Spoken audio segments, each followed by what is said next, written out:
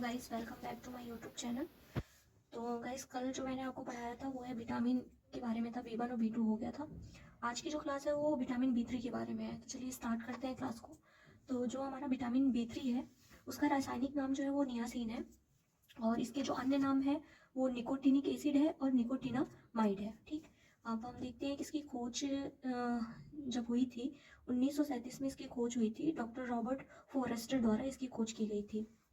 इसके बाद जो विटामिन B3 है ये हमारे शरीर में पाए जाने वाले ट्रिप्टोफैन अमीनो अम्ल द्वारा बनाया जाता है। ठीक, उसके बाद ये जो विटामिन B3 है ये मक्का में नहीं पाया जाता है, और इसकी ही मक्का खाने वाले जो व्यक्ति हैं उनको ही फिर पेलाग्रा रोग होता है। ठीक, और उसके बाद हम देखते हैं कि ये कोलेस्ट्रॉल को नियंत्रित करता है और डीएनए की टूट फूट यानी उसकी मरम्मत और ऊर्जा का स्तर बढ़ाता है ये, और ये साथ में ये ग्रोथ हार्मोन का निर्माण करता है।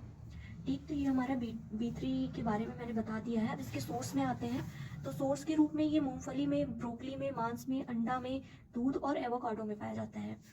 अब नेक्स्ट हम इसकी कमी से होने वाले रोग देखते हैं। तो इसकी कमी से जो रोग होता है वो एक पेलाग्रा रोग होता है जिसे हम 4D सिंड्रोम कहते हैं। 4D सिंड्रोम जो है ये 4 तरीके से इसमें रोग होते हैं, जो कि एक है डर्मेटाइटिस यानी स्किन रिलेटेड होता है, और सेकंड है डिमेसिया जिसे भूलने की बीमारी होती है, थर्ड है डायरिया यानी पेट की खराबी यानी पाचन तंत्र की वजह से, और फोर्थ है डेथ। तो इसीलिए इसे 4D सिंड्रोम कहा जाता है। और नोट ये है कि नोट में ये बात है, अगर निकिल का हमारे त्वचा से संबंध होता है तो वो उस जगह को जला देता है। तो ये मैंने एक्स्ट्रा फैक्ट में ये लिखवा दिया है। नेक्स्ट हम देख B3 की अधिकता से क्या हो सकता है। तो एक तो त्वचा में जलन हो सकता है, लीवर की समस्याएं होती हैं और रक्तचाप में गिरावट होती है। तो मैंने आपको विटामिन B3 के बारे में डिटेल्स दे दी है। नेक्स्ट हम बात करते हैं विटामिन B5 की। विटामिन B5 है उसे हम पेंटोथेनिक एसिड के नाम से जानते हैं, इसका रासायनिक नाम है, और इसकी खोज 1929 में रिचर्ड पी सिटी द्वारा की गई थी। विटामिन B5 है वो हर जगह पाया जाता है। इसका जो कार्य है वो पाचन तंत्र में सहायता करता है और वसा को तोड़ने का कार्य करता है। ठीक, उसके बाद जो इसका सोर्स है वो है दूध, अंडा, हरी सब्जी, मशरूम आदि में पाया जाता है ये। नोट मतलब फैक्ट है, ओट्स यानी जई में परज्यूमिन पाया जाता है जो कि वसा को तोड़ने का कार्य करता है। ठीक, और इसकी कमी से, विटामिन B5 की कमी से एक तो चर्म रोग हो गया, पाचन संबंधी समस्याएं हो गई और बाल सफेद होना हो गया। नोट एक फैक्ट में ये भी मैंने लिखवाया है, बाल झड़ना।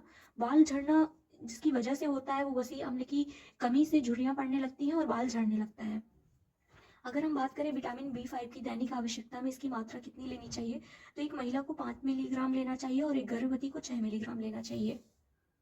B5 कंप्लीट हो गया है। अब हम विटामिन B6 की देखते हैं। तो जो विटामिन B6 है उसका रासायनिक नाम पायरोडॉक्सिन है, और इसकी खोज रॉबर्ट रॉबिन्स ने की थी। विटामिन B6 जो होता है वो टीबी उपचार में दिया जाता है, और ये आरबीसी को परिपक्व बनाने में सहायता करता है। विटामिन B6 जो है वो प्रोटीन को तोड़ने का कार्य करता है, और अगर ज़्यादा हो जाता है तो मूत्र के साथ ही ये शरीर से बाहर आउट हो जाता है।